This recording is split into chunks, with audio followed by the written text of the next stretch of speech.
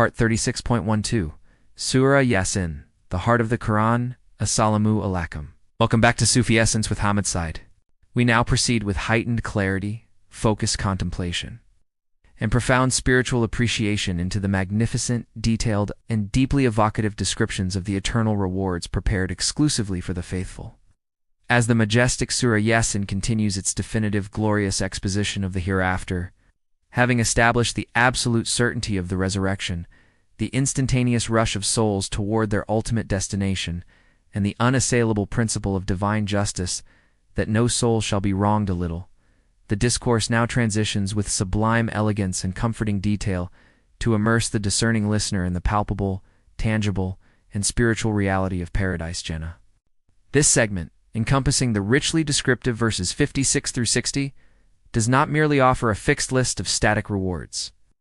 It provides a deep, multi-sensory, emotionally resonant, and existentially complete description of the spiritual state, the relational fulfillment, and the permanent security attained by the exemplary dwellers of paradise. We move definitively from the terror of the first trumpet and the sudden compulsory assembly on the plains of reckoning to the profound, effortless serenity and ultimate comprehensive fulfillment that awaits the righteous. The central, contrasting theme of this powerful passage is the definitive and irreversible segregation of destinies, the supreme ease, physical comfort, deep relational joy, and comprehensive security experienced by the believers. Juxtaposed with the harsh, explicit, and eternal condemnation directed with finality at the criminals and deniers, this vivid contrast serves as the ultimate compelling motivation for spiritual striving, urging every seeker of truth to consciously choose the path of ilm and tawhid over the transient allure and deceptive promises of the worldly life, making the present moment the pivot of eternity and the definitive foundation for their ultimate destiny and perpetual success. Kanzul Iman, Quran, Surah Ya-Sin, the heart of the Quran. Chapter 36, verse 56. They and their wives are in pleasant shades, reclining on soft couches. The 56th verse immediately expands upon the state of engagement shughul and rejoicing fakihun, introduced with such promise in the preceding verse, painting a beautiful, tranquil, comprehensive, and immersive picture of the physical comfort and relational bliss afforded to the dwellers of paradise. They and their wives are in pleasant shades, reclining on soft couches. The description begins by establishing the ideal environmental condition. They are placed in pleasant shades f-ilblin. This image is deeply significant, as shade is the ultimate luxury and relief in any scorching desert climate. Here it symbolizes eternal, effortless, coolness, tranquility, and perpetual protection from all worldly heat, trouble, anxiety, and exertion. It is a powerful symbol of pervasive ease, spiritual refuge, and permanent rest. The shade is not static but pleasant, indicating a perfect, gentle temperature and ambience, a refuge from all hardship and a constant source of repose, where the sun's fierceness is replaced by the soft glow of divine light, and where exertion is utterly unknown. Crucially, the verse affirms the profound social, emotional, and relational continuity of their joy by stating with beautiful clarity, they and their wives hum wa azwujuhem. This emphasizes that the righteous relationships formed on earth, built upon mutual love for Allah and adherence to His guidance, will be reunited, purified, and perfected in paradise, multiplying the pleasure through shared experience and companionship, confirming that love and companionship are elevated to an eternal, sacred, and fulfilling dimension entirely free from the imperfections, jealousy, and quarrels of mortal life, reaching a state of consummate harmony. Furthermore, the luxurious mode of repose is detailed with specificity and dignity, reclining on soft couches ala al-arb, iki mutakiyan. The term arb ika refers to exquisitely decorated canopied couches, signifying ultimate dignity, royalty, luxury, and absolute effortless relaxation. The posture of reclining mataki indicates a permanent state of absolute ease, profound satisfaction, and complete freedom from responsibility, anxiety, or physical discomfort. This serene, perfect scene epitomizes the ultimate reward, perpetual rest, a perfect environment, an ideal companionship that enhances every single moment of eternal existence, leaving no desire unmet in the realm of comfort and relational harmony. The couches themselves are symbolic of status and total dominion over their blessed surroundings. Kanzul Iman, Quran, Surah Ya-Sin, the heart of the Quran. Chapter 36, verse 57. For them there are fruits therein, and for them is whatever they ask for.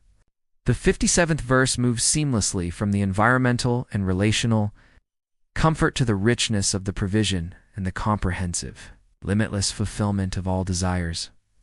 For them there are fruits therein, and for them is whatever they ask for.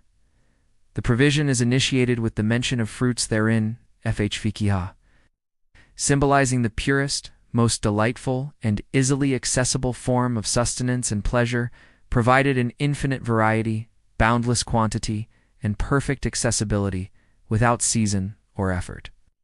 The consumption of these fruits is part of their effortless, unending enjoyment, accessible at a mere thought or inclination, with branches bending low to serve them without resistance.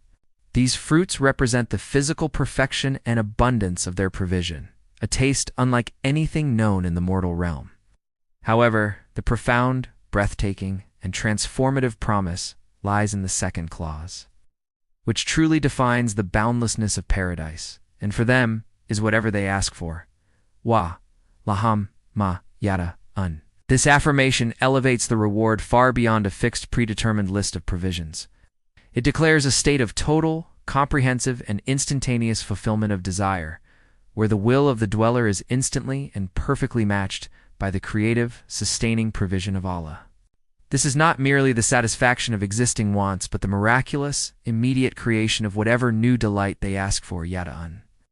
This capacity, the boundless, immediate, and effortless response to the soul's most intricate desires, the ultimate gift, symbolizing the infinite generosity of Ar-Rahman and the unparalleled honor bestowed upon the truly beloved of God. It is a state where human longing is instantaneously and fully met by divine power, signifying the perfection of eternal existence itself. A state of sovereignty under the ultimate sovereign, where their every wish is law, established by divine will and grace, proving the boundless nature of the divine economy. Kanzul Iman, Quran, Surah Ya-Sin, the heart of the Quran, chapter 36, verse 58. Peace, a saying from the Merciful Lord.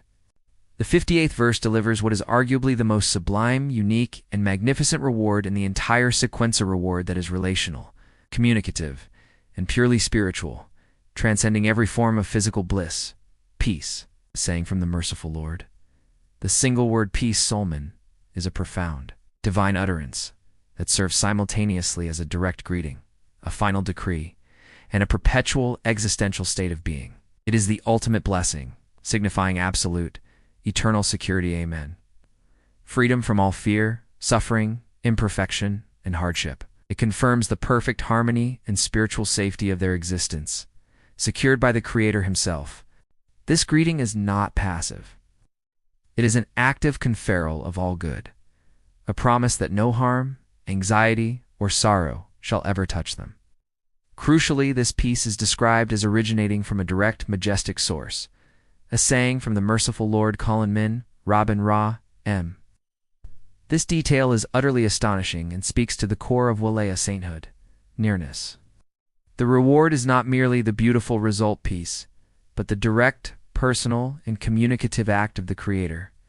Ar-Rahim, the Lord of ultimate, sustaining mercy, is personally conveying this greeting. This direct, unmediated communication from the divine is the ultimate spiritual honor and the greatest ecstasy for the believing soul, confirming their nearness curb and their total, unconditional acceptance and love by Allah. No material pleasure can ever rival the bliss of this direct, merciful recognition and communication, which is the very essence of fana, giving way to baka, annihilation of self, giving way to eternal subsistence in God's presence. It represents the full blossoming of the soul's submission in the presence of its Lord, a moment of profound, ineffable connection and spiritual ascent. Kanzul Iman, Quran, Surah Ya-Sin, the heart of the Quran, it's chapter 36, verse 59, and it will be said, "Be apart today, O you criminals." The 59th verse marks an abrupt, definitive, and necessary transition back to the contrasting, solemn fate of the deniers, decisively and permanently separating the blessed from the condemned. And it will be said, "Be apart today, O you criminals." After the sublime intimacy, joy, and peace granted to the believers, the scene shifts dramatically and solemnly to the moment of final segregation. The word apart, imtizu, is a stern, definitive, and absolute command for separation, meaning to stand aloof, to be distinguished, or to be sorted out for exclusion. It is the ultimate rejection, removing them entirely and eternally from the presence, light, and mercy enjoyed by the righteous. The address is directed specifically and accusingly at the criminals Ayub al-Mudraman. The term Mudraman refers not just to those who committed minor offenses, but to those whose entire existence was characterized by deliberate denial, fundamental transgression, and the rejection of Tawitha, spiritual criminals who wronged their own souls and rebelled against the divine order. The command today, Al-Yom, emphasizes the finality of the distinction made on the Day of Judgment, rendering their previous worldly friendships, alliances, and common efforts meaningless and dissolving all false unity. The time for deliberation, repentance, and negotiation is over. The era of eternal separation and reckoning has begun, marked by this chilling final command, confirming the ultimate failure of their life's choices and the realization of their error. Quran, Surah Ya-Sin, the heart of the Quran, chapter 36. Verse 60. Did I not take a covenant from you, O children of Adam, that you should not worship the devil? Indeed, he is a manifest enemy to you. The 60th verse initiates the direct, ultimate confrontation with the condemned, focusing precisely on the root, inexcusable cause of their criminality, the willful breaking of the primal covenant and their inexcusable obedience to the devil Shaitan. Did I not take a covenant from you, O children of Adam, that you should not worship the devil? Indeed, he is a manifest enemy to you. The address, O children of Adam, is a universal call, reminding every single soul of its fundamental, original nature and its direct relationship with the Creator. The key question points accusatorily to the covenant odd taken, referring both to the inherent, intuitive recognition of Allah Fitra present in every soul from birth, and the repeated, explicit warnings confirmed by the succession of messengers and revelations. The core requirement of this covenant was simple, clear, and existential, that you should not worship the devil. To worship here means to obey, to follow, to submit to his insidious whisperings and temptations, preferring his destructive path of ego and denial over the clear, life-affirming divine guidance. The verse powerfully ends with the undeniable, self-evident truth, which was always before their eyes. Indeed, he is a manifest enemy to you. Innahu lakum aduwwun mubin. Their entire trajectory of denial, deviation, and ultimate condemnation is shown to be not an act of reasoned thought or independent choice, but a catastrophic, willful surrender to an obvious, eternal, and relentless foe. The condemnation is justly based on their betrayal of their own nature and their willful choice to follow their most ancient, self-declared enemy, despite the clear, persistent warning provided by Allah out of his ultimate mercy. Hadith, the ultimate gift and the essence of peace, the reward of peace.